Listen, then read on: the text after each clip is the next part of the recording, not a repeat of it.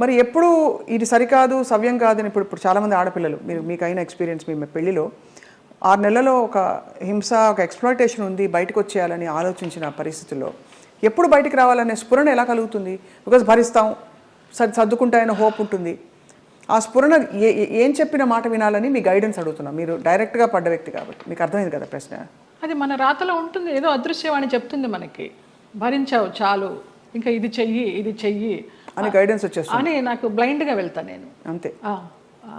అంతే, అంత డీప్గా వెళ్ళి నాలెడ్జబుల్గా చెప్పాలంటే నాకు తెలియదు, కానీ అనిపిస్తుంది, మనకే అనిపిస్తుంది ఇంకా ఆ టైం అయిపోతుందని అనిపించినప్పుడు అది ఆటోమేటిక్గా వస్తుందని నేను అనుకుంటున్నాను. ఎంత ఇవాల్వ్ అయ్యారు మీరు స్పిరిచువల్గా, ఎన్ని కష్టాలు పడినా కూడా ఎంత పరిణితి తెచ్చుకున్నారు మీరు అంటే జీవిత ప్రయాణంలో. నేను కేరళ డీటాక్స్కి వెళ్ళినప్పుడు కూడా 14 days ఒంటరిగా ఉన్నాను. అప్పుడు నా లైఫ్ స్టైల్ మారిపోయిందమ్మా, మైండ్ సెట్ కానీ లైఫ్ స్టైల్ కానీ. ఎంత భయస్థిరాల్లో నేను చిన్న విషయానికి భయపడిపోతే, ఎక్కడన్నా నొప్పి వస్తే, ఇక్కడ నొప్పి వస్తే బ్రెస్ట్ క్యాన్సర్ ఏమో, ఇక్కడ నొప్పి వస్తే అపెండిసైటిస్ ఏమో అని అస్సలు లేదు. ముక్తినాథ్ నడిచి దిగాను -degreesలో మొన్న. అవునా? మొన్న రీసెంట్గా 4 days అవ్వలేదు. ఆ ముక్తినాథ్ ఒక ఇన్సిడెంట్ చెప్పాలి స్వప్న. ఒక ఆవిడ కటక్ నుంచి వచ్చారు, జ్యోత్స్నారావు అనేసి, ఒరిస్సా ఆవిడ కాదులే, ఒరిస్సాలో జాబ్ చేసేవారు, కాకినాడ ఆవిడ, బ్రాహ్మణ ఆవిడ. ఎవరు లేరు, నానే వాళ్ళు ఎవరు లేరు, తోడబుట్టిన అన్నదమ్ములు కానీ అక్క చెల్లెళ్ళు కానీ సంసారం కానీ పిల్లలు కానీ ఎవ్వరు లేరు. ఆవిడ బ్రహ్మచారిణి.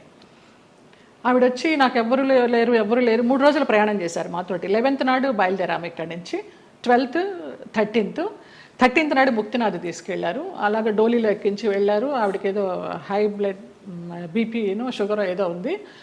అన్నం తినాలనిపించక మాత్రలు వేసేసుకుంటున్నారు. తర్వాత ఆ ముక్తినాథ్లో జామ్సంలో మేము స్టే చేసినప్పుడు వెన్ను ఒలికించే చలి, అక్కడ హీటర్స్ ఉండవు, హీటర్స్ పెడితే ఆక్సిజన్ అందదంట, హై ఆల్టిట్యూడ్ అనమాట. అక్కడ ఆ రోజు నరకం అనుభవించాం అందరం, 80 members గ్రూప్ మేము.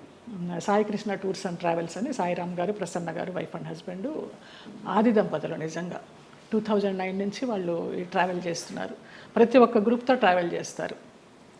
ఇంకా నేను లైఫ్ జర్నీ అంతా వాళ్ళతోనే యాత్రలు కంటిన్యూ చేయాలని వాళ్ళతో చెప్పి కూడా వచ్చా కన్ఫర్మేషన్.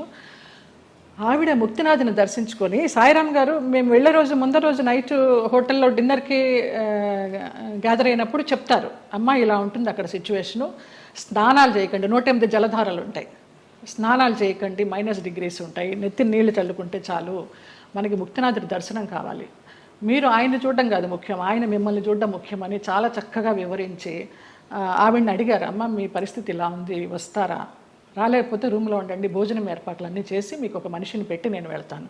లేదు సాయిరామ్, నాకు ఆ ముక్తినాథుడిని చూడాలి, నా ఒకే ఒక కోరిక అన్నారమ్మ. వచ్చారు, ముక్తినాథుడిని చూశారు. మర్నాడు అందరం బయలుదేరి బస్సుల్లో పోక్రా రిటర్న్ రావాలి. కార్లోనే స్పాట్ డెడ్ అమ్మ ఆవిడ. ముక్తినాథుడు అన్నందుకు ముక్తి మోక్షం. ఎంత అదృష్టవంతరాలు, ఎవరు లేరని 80 మందితో ప్రయాణం చేసి 3 రోజులు ముక్తినాథుని చూసి 4వ రోజు పోయింది. అసలు అద్భుతమైన సంఘటన అయితే నాకు, నేను మర్చిపోలేను ఈ యాత్రలో. ఆవిడ చనిపోయినప్పుడు ఎంత ప్రేతకళగా ఉందో, చితి మీద పెడితే అక్కడే ఎవరో కజిన్ నెంబర్ దొరికింది, ఫోన్లో అడిగితే మేము రాలేమండి, అంత దూరం మీరు చేసేయండి అని ఈయనకు అథారిటీ ఇచ్చేశారు సాయిరామ్ గారికి. అక్కడ ఆర్మీ సహాయంతో ఆయన మన హిందూ సాంప్రదాయంలో ఆమెకి దహన సంస్కారాలు చేస్తే, చితి మీద పెట్టినప్పుడు ఆవిడకి ఫోటో తీస్తే ఎంత చిద్విలాసంగా ఉందో తెలుసా అమ్మ ఆవిడ ముఖం.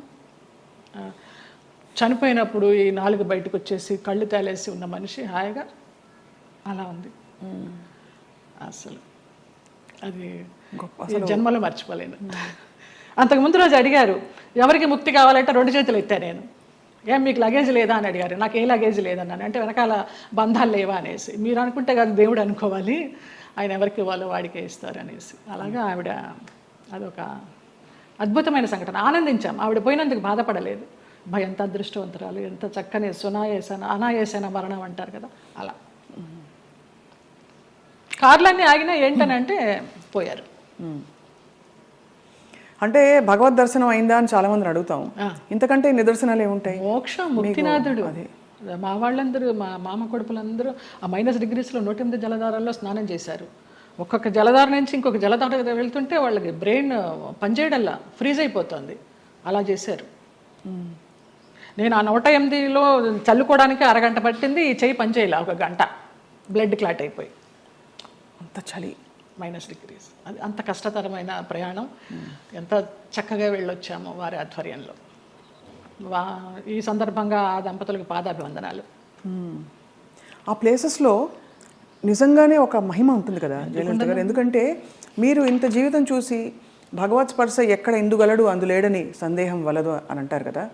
అలాగా భగవంతుడు అన్ని చోట్ల ఉన్నాడు, సర్వాంతర్యామి అంటూ కూడా మనం కొన్ని ప్లేసెస్కి ప్రత్యేకంగా వెళ్ళడానికి కారణం ఏంటంటే వాళ్ళు నడయాడిన ప్లేసులు అవి అని చెప్తారు. ఇప్పుడు నైమిసారణ్యం ఎంతమంది మునులు మహానుభావులు తపస్సు చేశారు. అక్కడికి వెళ్ళంగానే మనకు ఆ వైబ్స్, కొన్ని గుళ్ళకి వెళ్తే మామూలుగా దండం పెట్టుకుని వచ్చేస్తాం, కానీ అదే మనం తిరుమల వెళ్ళినప్పుడు ఆ వెంకటేశ్వర స్వామి చూస్తుంటే మనకు తెలియకుండానే ఆనంద బాష్పాలు కారిపోతాయి. ముక్తినాథుడి దగ్గర కూడా అలాగే కారిపోయినాయి నాకు.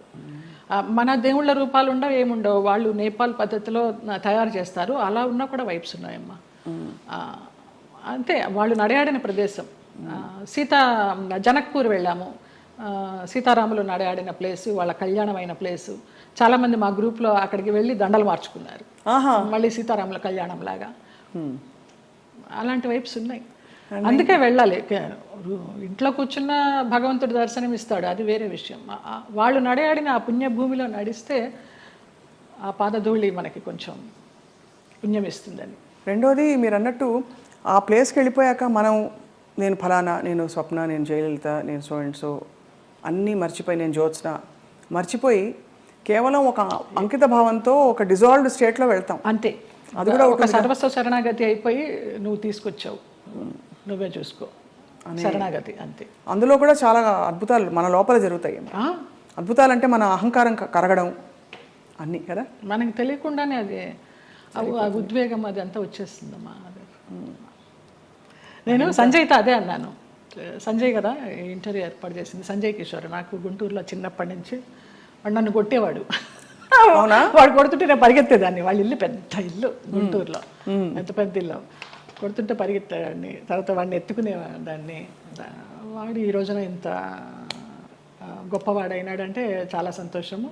చాలా పద్ధతైన మనిషి. ఎంత పద్ధతైన మనిషి. వాళ్ళ ఇంట్లో వాళ్ళ అమ్మగారు నాకు పెద్దక్కలాగా, పాపాయి పాపాయి అంటే ఆవిడ. నా అభివృద్ధికి ఆవిడ సంతోషిస్తుంది. నా సొంత వాళ్ళు కూడా సంతోషిస్తారా సంతోషించరు, కానీ ఆవిడ అంత సంతోషిస్తుంది, అంత బ్లెస్ చేస్తుంది ఆవిడ. నువ్వు బాగుండాలి, నువ్వు బాగుంటే మేము బాగుంటాం అనేసి. లేదు, మీరు ఎప్పుడు మీరు బాగుంటారు, మీ చుట్టూ ఉండేవాళ్ళు అంటే మీకు భగవద్ రక్షణ ఉందని క్లియర్గా ప్రూవ్ అయిందమ్మా. నాకు చాలా ఈ యాత్ర తర్వాత నాకు భగవదానుగ్రహం మెండుగా ఉందని చాలా నమ్మకం వచ్చింది నిజంగా. ఇంకా అసలు ఏమూలో ఉన్న భయం కాస్త పటాపంచలైపోయింది, ఏం లేదు. మీ జీవితంలో కీలక పాత్ర పోషించిన వ్యక్తులు గుమ్మడి గారు ఒకరు. ఇది గతంలో లోగడ మీడియా వాళ్ళు చాలా సందర్భాల్లో అడిగారు, రకరకాలుగా లింకప్లు రాశారు మీకు వారికి. అసలు అంత లింకప్ చేయాల్సిన అవసరం ఎందుకు వచ్చింది? అంటే మీరు కేవలం వెళ్ళి ఇప్పుడు ఒక మనిషి ఇంకో మనిషి సేవ చేయొచ్చు, చూసుకోవచ్చు, స్త్రీ పురుషులు కావడంతో అలా రాశారు. ఏ స్త్రీ పురుషులు అయినా వయసు భేదం లేదమ్మా. నా తండ్రి వయసు ఆయనకి. మేము సినిమాలన్నీ మానేసుకొని పొద్దునైతే ఆయన ఫోన్ చేసి, నా గొంతు పొద్దున్నే కొంచెం మగవాడి వాయిస్ లాగా ఉంటుంది, పొద్దున్న లేవగానే ఫోన్ చేస్తే బాచి అనేవారు. బాచి అనుకోండి, బాచి లిఫ్ట్ చేశాడు. బాచి కాదండి నేనే జయమ్మని అంటే, జయమ్మ నీ గొంతు ఏంటి అలా ఉంది, మంచు మార్గ గొంతులాగా ఉంది. ఇంకొక ఎవరినో పోల్చేవారు అనమాట. ఏం చేస్తున్నావు ఇవాళ, ఏం తీసుకొస్తున్నావు వంట. అలాగా ఆయన్ని మేము అభిమానించి, మహామహులు, వాళ్ళ సేవ చేసుకోవడానికి పూర్వజన్మ సుకృతం ఉండాలి నిజంగా.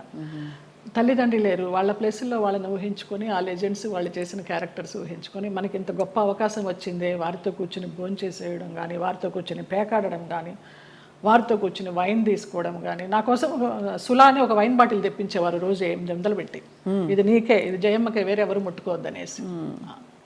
అంత అభిమానంగా కొన్ని సంవత్సరాలు, ఒక 4-5 సంవత్సరాలు జర్నీ చేశాము. ఇప్పుడు అటు నుంచి వెళితే నాకు ఆ ఇల్లు చూస్తే మాత్రం ఏడుపు వస్తుంది.